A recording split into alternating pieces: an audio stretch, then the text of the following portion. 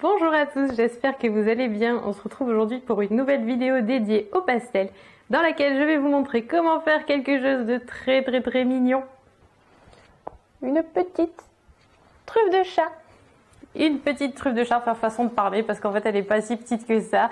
J'ai utilisé la commande de Déborah, donc qui m'a passé commande du portrait de son chat moustique au format 50 par 70 cm.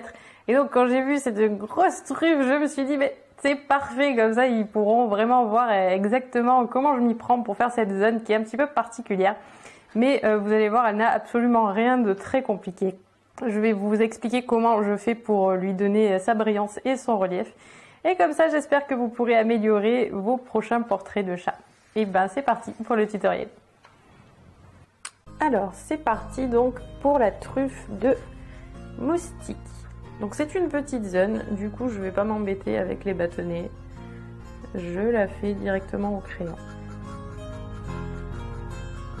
Alors ce numéro là, ce pastel là, c'est le numéro 189 de Faber-Castell Pitt et je l'utilise très fréquemment pour les truffes, pour les oreilles, pour ce genre de petites zones là chez les animaux. C'est un crayon qui est très utile. Je crois qu'il s'appelle Cannelle. D'ailleurs, je ne sais pas pourquoi. Bon, si vous voyez un bâton de cannelle, c'est pas très rose, mais bon. En tout cas, il s'appelle comme ça. Donc là, j'ai fait une couche uniforme avec ce rose-là. Maintenant, je vais lui donner un petit peu de relief. Donc ça, c'est un jaune très pâle. Numéro 103.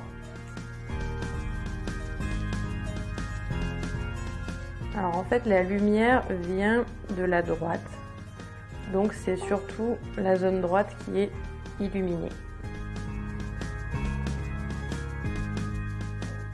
Ensuite on a une couleur intermédiaire au milieu et cette zone là elle est particulièrement dans l'ombre. Alors comment je vais l'ombrer ? Et ben, je vais essayer d'y mettre du bleu foncé. Il est vraiment très foncé, mais c'est pas grave.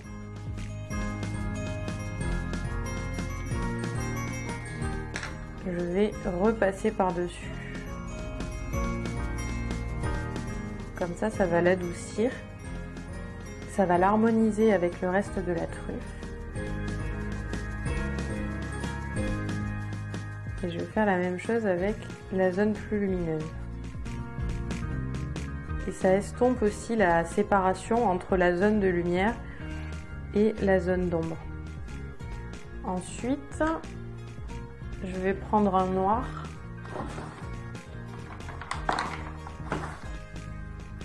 pour faire le petit trait là caractéristique.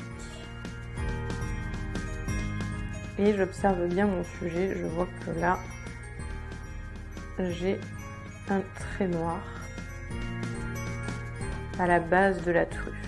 C'est très fréquent, mais c'est pas forcément toujours le cas. Alors mon trait, en fait, il y a du noir qui vient à peu près jusque là, et ensuite, on distingue toujours le trait, mais il n'est plus du tout noir. Donc je vais le faire avec ce pastel là qui s'appelle Caput Mortum. Ce nom me fait toujours rire, je le trouve horrible. Caput Mortum. J'en profite en même temps pour colorer ma zone d'ombre. Si vous suivez mes vidéos depuis quelques temps, vous savez que j'utilise plein de couleurs. J'adore ça.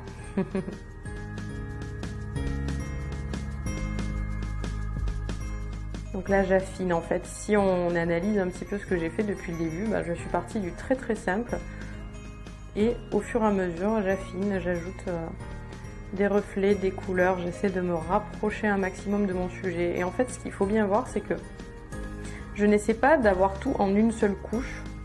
J'essaie pas d'avoir directement la bonne couleur parce que je n'ai pas en fait la bonne couleur dans mes pastels.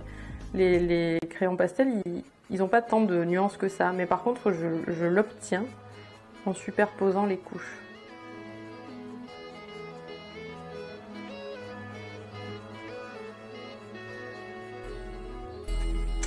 Ensuite, je vais continuer mon travail avec le noir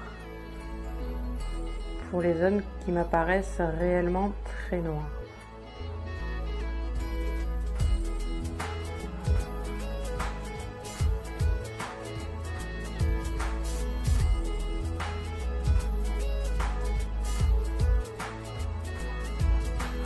Donc, typiquement, l'intérieur des narines est très foncé et comme souvent on a un trait noir qui vient jusque là, qui s'éloigne même de la truffe. De ce côté là c'est moins flagrant. Ensuite je prends un sépia. Alors, je crois que c'est sépia, c'est 181 et là je fais l'ombre très foncée que j'observe sur mon sujet.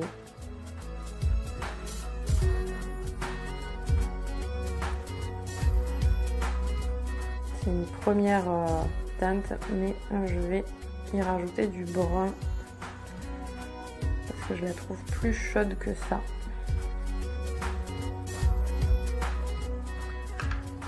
Alors, du marron. Je prends un marron très foncé qui est le numéro 177. J'ai vu que vous étiez plusieurs à me demander les numéros des pastels, c'est pour ça que je vais essayer maintenant de vous les donner au fur et à mesure, du moins quand je travaille en temps réel, c'est encore possible. Après en accéléré c'est autre chose. Ensuite, alors là je vous donne une petite astuce pour faire ressortir le relief de la truffe. Avec un crayon blanc, je viens surligner les narines. C'est un petit filet de lumière en fait qui s'accroche au relief. Et on voit que tout de suite, ça accentue son aspect 3D. Je vais renforcer un petit peu mon reflet blanc ici. Et je vais faire la même chose en haut de la truffe, ici. Alors je trouve que de ce côté-là, c'est pas assez foncé, donc je vais rajouter du noir.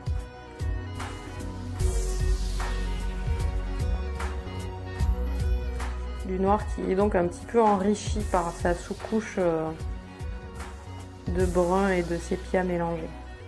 Okay. La truffe, elle est là-haut, il y a un trait aussi qui est beaucoup plus foncé. Pareil, c'est pas sur tous les chats, mais chez Moustique, en tout cas, c'est le cas.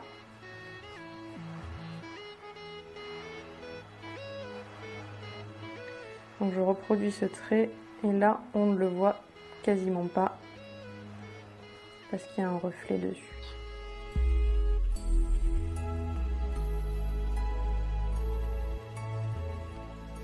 Donc, la truffe, on voit encore un petit peu mes traits de crayon. Et ça, j'ai pas envie que ça se voit, donc je viens très légèrement, avec une estompe, les faire disparaître. Je sais pas si vous les voyez à la caméra, mais en réel, ils se voient. Ici, je vois qu'il y a une ombre plus prononcée. Ok. Donc voilà, pour la truffe en elle-même.